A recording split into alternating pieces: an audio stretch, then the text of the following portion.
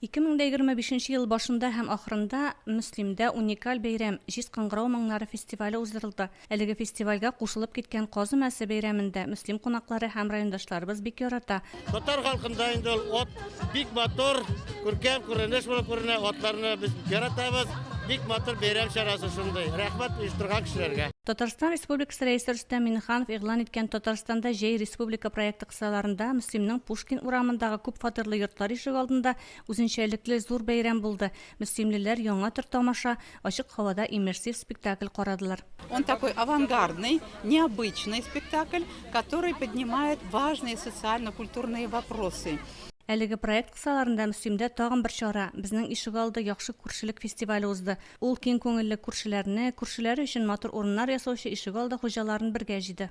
2004 елның декабрь айында 171 домына күчтем. Шунда күчкәннән бирле мин үзебезнең и каршыбызда чәчкәләр үстердем. Баштарак алдагы яктагына утырттым. Сагыннан угловойны чәчкәгә каплап битердем. Мөслимдә татарлар, руслар, марилар һәм башка милләт вәкилләре йолаларны саклап, дус һәм тату яшиләр. Традицияләргә тугры калып, районда Раштуа, Мойчабу, Троица, Петрау, Ураза һәм Корбан гаете кебек милли һәм дини бәйрәмнәр зурлап билгеләп үтелә. Ежегодно мы проводим уже традиционные, ставшие для нашего села праздник Троицу. Игры, забавы. Готовим уху для нашего населения. Также мы печем наши замечательные блины. Милли бәйрәм Сабан туе авыл көннәре барлык җирлекләрдә дә оешкан төстә үтте. Мөслим Сабан туена кунаклар аеруча яратып кайталар һәм күңелле ял итәләр. Национальная традиция нашего народа, Татарстана, татаров наших. Вот. И хочу сказать, что это, наверное, праздник не только национальный, не только праздник Сабантуя, но это праздник встреч близких, родных, одноклассников. Поэтому пусть здравствует праздник Сабантуй. Мәдәни чаралар Бөек Ватан сугышында җиңүнең 80 еллыгы һәм ватанны саклаучылар елы булуын истә тотып оештырылды. Традициягә әверелгән әдәбият һәм сәнгать көннәре районда ел саен зур оешканлык белән уза. 200-гә якын язучы, шагыйрь, журналист ел саен районда барган үзгәрешләр белән танышып, укучылар белән очрашып китәләр. Ел саен катнашабыз һәм бик Мөслим җирлеге ул һәр каләм әһле өчен, һәр хәлдә минем өчен шулай ул әдәби изге туфрак.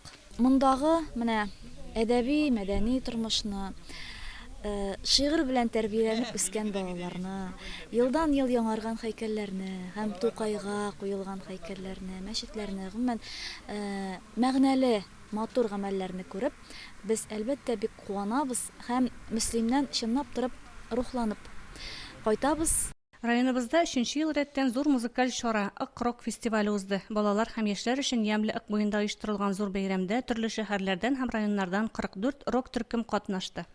Яшьләргә бу бик зур мөмкинлек аралашырга, күрергә, үсергә. Менә без күреп торабыз 3 ел эчендә ул музыкантларның уровеньнары берничә башка күтәрелделәр. Алар инде хәзер Башкириядан Казаннарга барып чыгышлар ясалар. Бер-берсе белән аралашалар. Менә безнең максат шул бит инде. Балаларыбызны берләштерергә һәм дөрес юлга өндәп җибәрергә. Яшьләр көнендә Мөслимгә мотоцикл сөючеләр Казан шәһәренең Мото Татарин байкерлар клубы әгъзалары кунакка килде.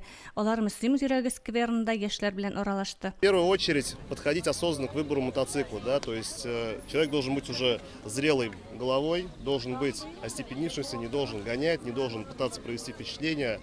Второе, обязательно подойти к выбору экипировки очень сконцентрированно. Мәдәниятне үстерү, аның киләчәген тәэмин итү юнәлешендә Мөслим балалар сәнгать мәктәбендә зур эшләр башкарыла.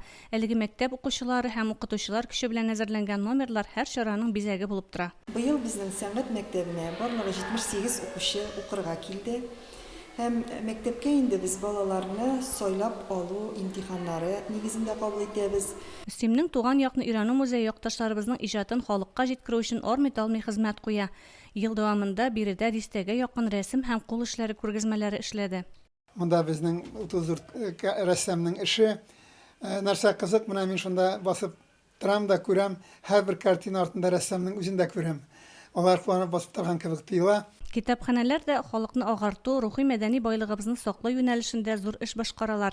Биредә районыбызда яшәүче каләм ияләренең яңа китапларына презентацияләр, язучылар һәм сәхнә осталары белән очрашулар еш була. Гади шофер булгачта мондый ук китаплар чыгармын дип гел башыма да килмәгән иде. Башта инде менә ике шигырьләр җыентыгы чыгардым.